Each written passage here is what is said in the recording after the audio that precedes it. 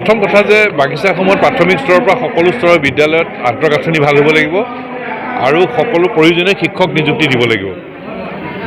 শিক্ষানুষ্ঠানবোৰ ভাল হ'ব লাগিব, কাৰণ চাহ জনগোষ্ঠীৰ ছাত্ৰ ছাত্ৰীসকলক আগুৱাই নিবলৈ ভেটিটোৱে হ'ল প্ৰাথমিক শিক্ষা, আৰু পৰ্যায়ক্ৰমে স্তৰে স্তৰে আমি আগবাঢ়ি যোৱাৰ ব্যৱস্থা ল'ব লাগিব।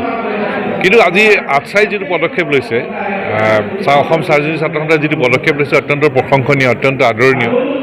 আৰু চাহ জনগোষ্ঠীৰ মেধাৱী ছাত্ৰ ছাত্ৰীসকলক আমন্ত্ৰণ জনাইছে অভিনন্দন জনাবলৈ। আৰু আমি আশা কৰিছোঁ যে আজিৰ এই যি মেধাৰ সমাহাৰ হৈছে কালি জাতিটোৰ কাৰণে উপহাৰ হ'ব। আৰু চাহ জনগোষ্ঠীৰ ছাত্ৰ ছাত্ৰীসকলে শিক্ষিত হৈ জনগোষ্ঠীটোক আগুৱাই লৈ যাব লাগিব। আৰু এই দিশত আগবাঢ়ি যাবৰ কাৰণে অসম চাহ ছাত্ৰ সন্থাই যি পদক্ষেপ ল'ব, সেই পদক্ষেপৰ লগত সদৌ অসম ছাত্ৰ সন্থাই হাতত হাত মিলাই কান্ধত কান্ধ মিলাই আমি আগবাঢ়ি যাম।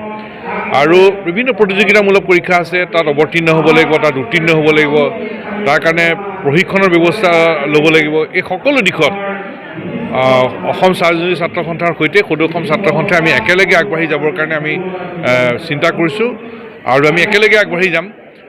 আৰু এটা কথা স্পষ্ট যে আমি আশাৰ বাটেৰে আগবাঢ়ি যাব লাগিব, আমি আশাৰ বাটেৰে যাব লাগিব। আৰু অসম চাহ ছাত্ৰ সন্থাই চাহ জনগোষ্ঠীৰ ছাত্ৰ ছাত্ৰীসকলৰ সুৰক্ষিত শৈক্ষিক ভৱিষ্যতৰ বাবে যি পদক্ষেপ ল'ব, সেই পদক্ষেপত আমি একেলগে আগবাঢ়ি যাম, যৌথভাৱে আগবাঢ়ি যাম। কাৰণ আজিৰ যি মেধাৰ সমাহাৰ কালি জাতিটোৰ কাৰণে উপহাৰ।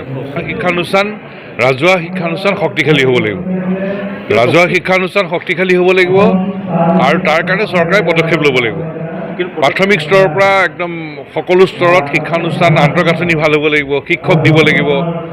কাৰণ ৰাজহুৱা শিক্ষানুষ্ঠানতে বেছিভাগ ছাত্ৰ ছাত্ৰী পঢ়ে, আৰু ৰাজহুৱা শিক্ষানুষ্ঠানৰ উন্নতি হ'লেহে সমাজখনৰ উন্নতি হ'ব।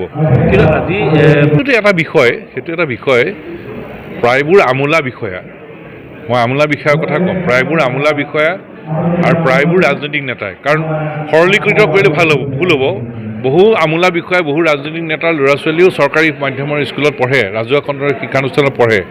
কিন্তু প্ৰায়বোৰ আমোলা বিষয়া, প্ৰায়বোৰ ৰাজনৈতিক নেতাৰ তেওঁলোকৰ ল'ৰা ছোৱালীবোৰ আমাৰ শিক্ষানুষ্ঠান নপঢ়ে, আৰু সেইকাৰণে আমাৰ সমস্যাবোৰ আমোলা বিষয়া বা প্ৰায়বোৰ ৰাজনৈতিক নেতাই বুজি নাপায়। সেইটো হ'ল মূল সমস্যা। গতিকে আমি ৰাজহুৱা শিক্ষানুষ্ঠান শক্তিশালী হ'ব লাগে, তাৰ কাৰণে চৰকাৰে সকলো ধৰণৰ পদক্ষেপ ল'ব লাগে। ৰাজহুৱা শিক্ষানুষ্ঠান জিলিকাব লাগিব, তেতিয়াহে জাতিটো জিলিকাব, তেতিয়াহে সমাজখন জিলিকিব।